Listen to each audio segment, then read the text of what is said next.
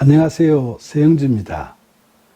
오늘부터는 하나님께서 우리와 늘 그저 함께 하시는 줄로 착각하고 살다가 하나님을 잃어버리고 당혹해하고 참담해하는 우리에게 임하시는 하나님의 지극하신 사랑과 한량없는 은혜에 대한 저의 간증을 4회에 걸쳐 말씀드리도록 하겠습니다. 앞에서 말씀드린 대로 하나님께서는 너무나도 은혜롭게 저를 찾아오셔서 눈물의 해우상봉을 통해 감격스럽게 그분을 만날 수 있도록 해주셨죠. 그 일이 있은 이후로 저는 하나님을 더욱더 알고 싶은 마음에 처음 몇 년 동안은 성경 공부를 마치 고시 공부하듯이 열심히 했었죠. 그러나 하나님을 안다는 것은 말처럼 쉬운 일은 결코 아니었습니다. 그저 책이나 설교를 통해서 그분에 관한 지식을 단순히 머리에 주입시킨다고 해서 우리가 하나님을 다 안다고 할 수는 없지 않겠습니까?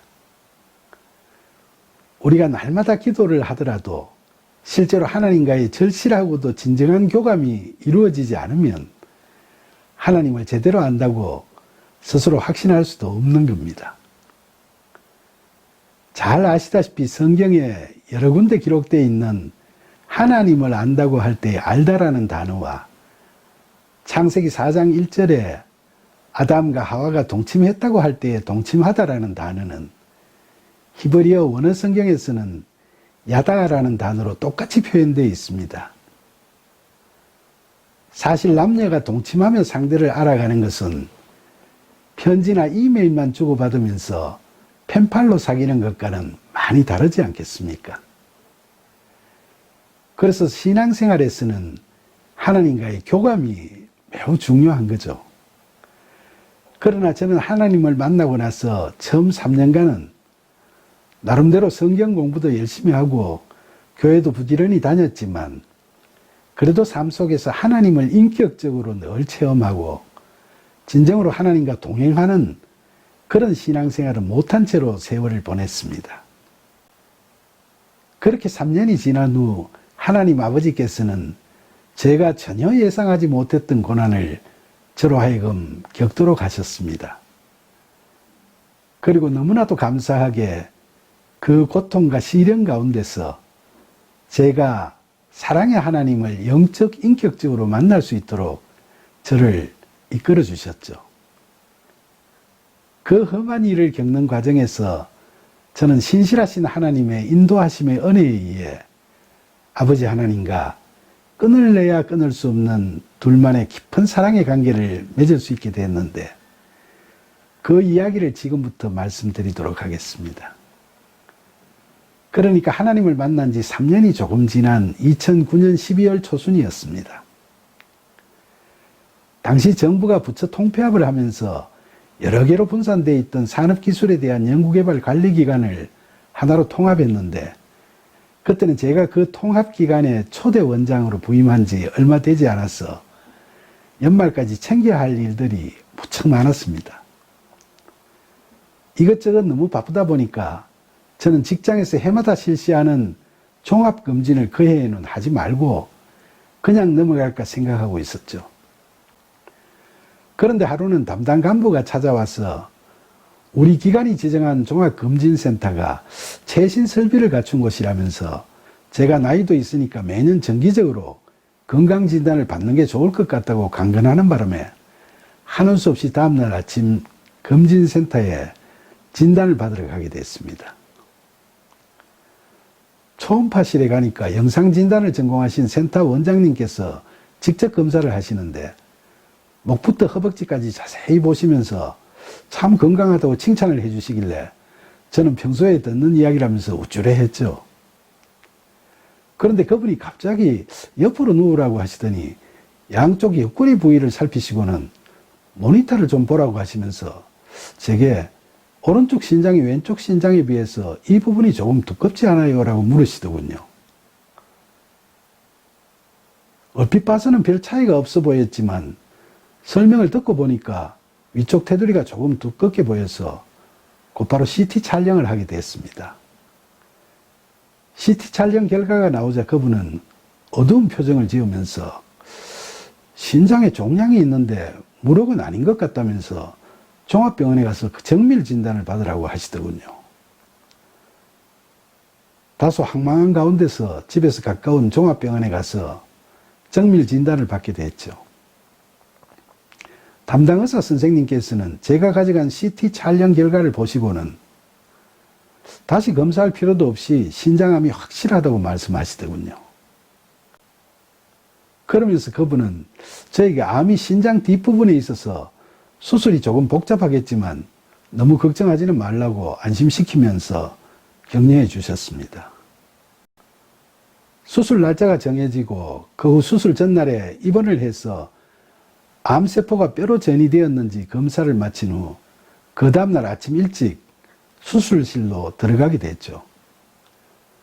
종양이 신장 뒤쪽에 자리 잡고 있어서 손쉬운 로봇 수술은 안 되고 개복 수술을 하는 수밖에 없었는데 신장을 자르지 않고 밖으로 드러내서 암 부위만을 제거하고 원상으로 돌려놓으려고 하다 보니까 어쩔 수 없이 갈비뼈 하나도 잘라내는 큰 수술이 됐습니다.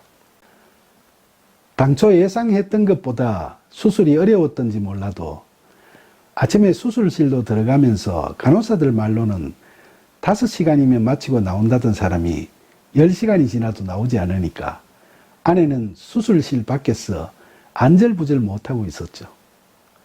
그런데 이상한 것은 수술 전까지는 당사자인 저는 스스로도 믿기지 않을 정도로 어떤 신경의 변화도 나타나지 않았고 크게 걱정이 되지도 않더군요. 신장에 종양이 있다는 이야기를 처음 들었을 때도, 암이라는 최종 진단을 받았을 때도, 의사 선생님께서 개복 수술을 해야 한다는 이야기를 하셨을 때도, 수술 당일날 가운을 갈아입고 수술실에 들어갈 때도 저는 정말 거짓말처럼 별로 걱정이나 염려를 느끼지 못했죠. 오히려 불안해하는 아내에게 아무 걱정하지 말라고 정작 수술을 해야 할 사람인 제가 안심을 시켰으니까 말입니다. 하나님을 만나고 나서 3년 동안 제 주변에서 일어났던 크고 작은 일들이 모두 하나님의 섬세하신 계획과 배려로 해결되어지는 것을 자주 경험했기 때문이었던지 저는 이번에도 암이라고 하는데도 제 마음을 약하게 할 어떤 근심 걱정이나 두려움을 심각하게 느끼지는 못했던 겁니다. 종양이 있다는 이야기를 듣고도 정작 수술을 받을 때까지는 저는 마치 마태복음 14장 25절로 29절에서 밤에 예수님께서 바다 위를 걸어오시면서 이리 오라고 하실 때 물 위를 걸어서 예수님께로 가던 베드로처럼 하나님만 바라보고 인도하시는 대로 아무런 두려움 없이 나아갈 수 있었죠. 그런데 수술 후 병실로 돌아와 마취가 풀리면서 생전 처음 느껴보는 통증이 엄습해 올 때부터 상황은 급전해 버렸습니다.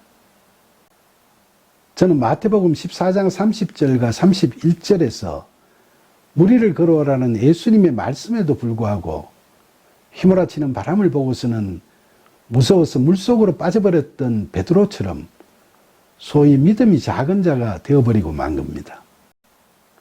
제가 너무 고통스러워하니까 당직 의사 선생님이나 간호사들도 수술 시간이 너무 길어서 그런 것 같다고 하면서도 걱정스러워했죠.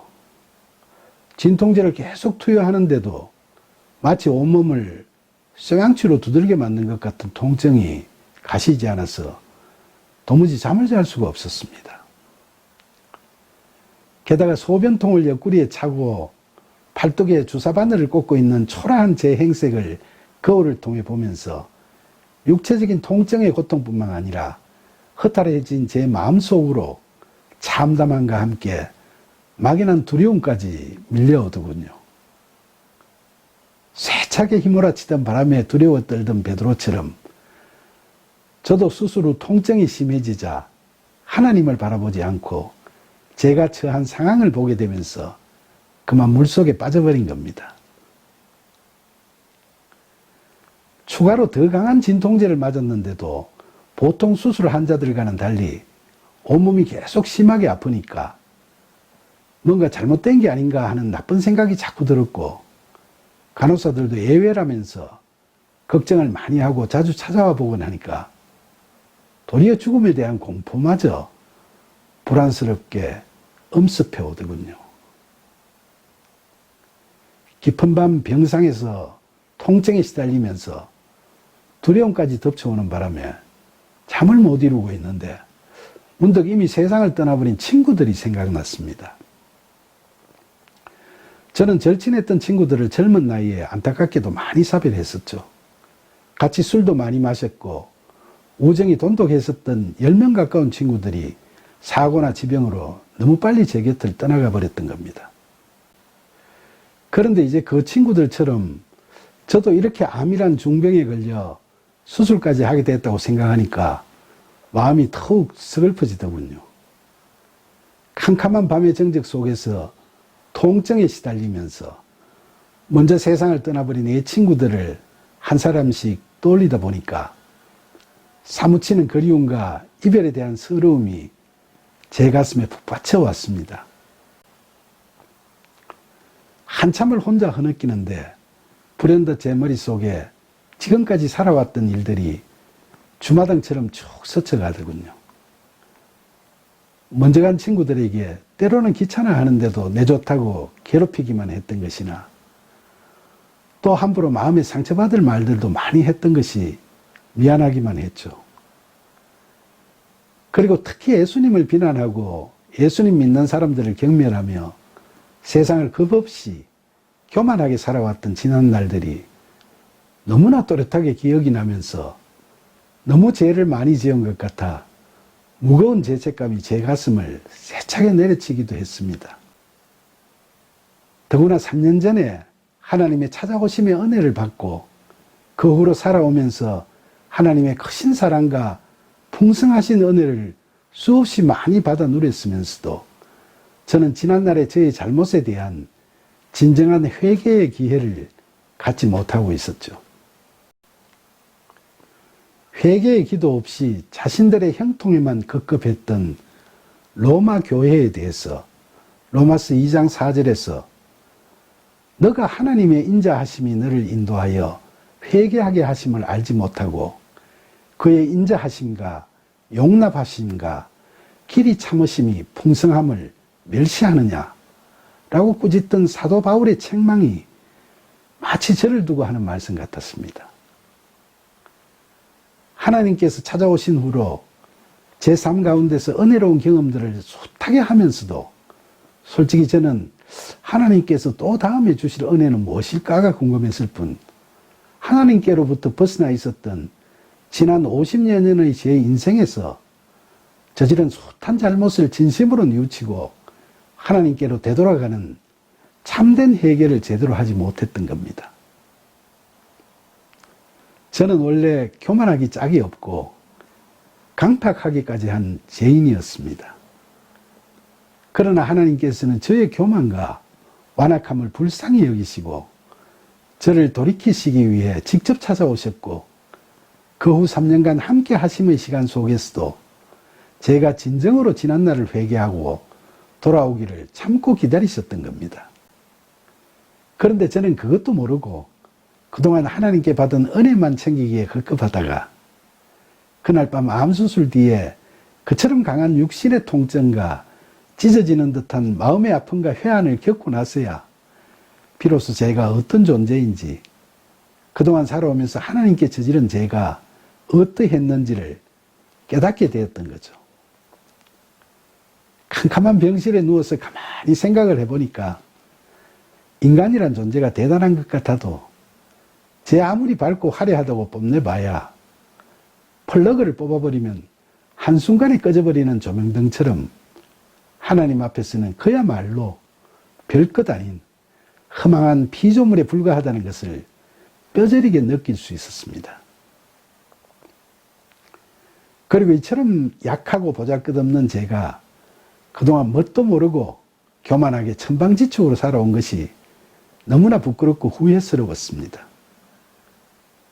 제 자신이 하나님 앞에서 얼마나 큰 죄인이고 얼마나 불완전한 존재인지를 분명히 자각하게 되었을 때 이사야 6장 5절에서 선지자 이사야가 자신의 실체를 바라보고서는 화로다 나여 망하게 되었도다. 나는 입술이 부정한 사람이요 나는 입술이 부정한 백성 중에 거주하면서 만군의 여호와이신 왕을 배웠음이로다 라고 울부짖었던 신앙 고백이 마치 제가 드리고 싶은 회개의 고백처럼 여겨졌습니다. 이렇게 제 자신에 대한 인간적 한계가 적나라하게 드러나면서 하나님의 은혜 없이는 저는 아무것도 아니라는 심령의 가난함과 하나님을 모르고 교만하기만 했던 지난날의 제 자신에 대한 애통함 속에서 북받쳐 오르는 참회의 눈물이 하염없이 흘러내렸습니다. 그날 밤 육신의 고통 가운데서 외롭고 두렵고 부끄러운 마음에 흐느끼던 그 아픔의 밤에 저는 3년 전 저를 찾아주신 그 하나님을 비로소 인격적으로 만나뵐 수 있게 됐습니다. 실로 너무나 감사하고 감격스러운 일이었죠. 그 이야기는 다음 시간에 이어가기로 하겠습니다. 감사합니다.